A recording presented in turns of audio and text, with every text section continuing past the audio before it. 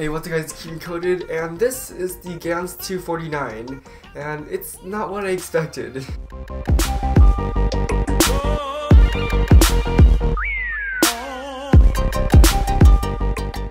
So this cube is $12, which is a pretty decent price compared to how much Gan cubes generally cost. It only comes in stickerless, and the only accessory included is a new tensioning tool. I don't even know why they made a new one because it essentially does the exact same thing as the old tensioning tool, which is to adjust the tensions of the cube using the GES nuts. Now let's talk about the GES nuts on this cube. First off, they're a pain to tension. The tool just doesn't fit inside the cube when it's in a normal position, so now you have to pull the pieces apart when you tension your cube. It's not a huge deal, but it is inconvenient, and it just seems badly executed in general. As for the nuts themselves, well, on the surface they look like a new GS system, but it's actually just an SM nut without the colored plastic holding the spring and top plate together. This means two things. One, the top plate and spring are separate, so that's new, but more importantly, this probably means that we're not going to be getting any new GS nuts with varying flexibilities, because now we don't have anything to indicate which spring is which. Now the fact that this is the only variant of the Gans 249 kinda sucks, and not because I don't like stickless cubes, but because it was just done pretty badly on this cube. The material of the cube's surface is basically the same material as the tiles on the RSC cube,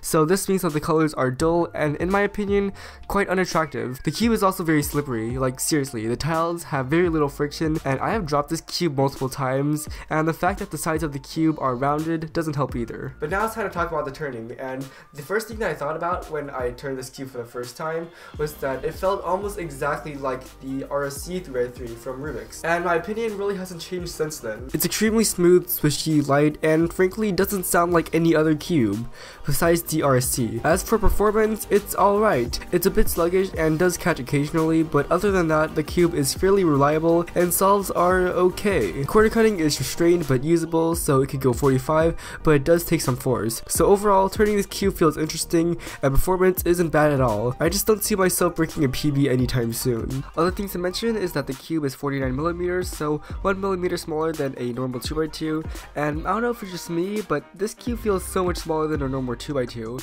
and I know it's only 1mm, but it does make a difference. It's surprisingly lightweight and doesn't feel that expensive because it isn't. Obviously it doesn't pop, and when your fingers run over the surface when you're turning, it makes this little noise, and that's really all there is to say about the 249. So should you buy it? Well, like most cubes, it depends on the situation. If you're getting this because you want a good speed cube that's going to get you great times, don't. There are other cubes like the Kung Fu 2x2 that perform a lot better for half the price. It's kind of like buying the RC 3x3 so then you can speed saw on it. You just don't do that. Although for collection purposes, it's almost a no-brainer that you should buy this. It's one of the most unique cubes I've ever tried, and definitely the most unique 2x2 I've ever tried. So that's it for this review. Hopefully you liked it, and yeah, that's all for this video. I'll see you guys in the next one.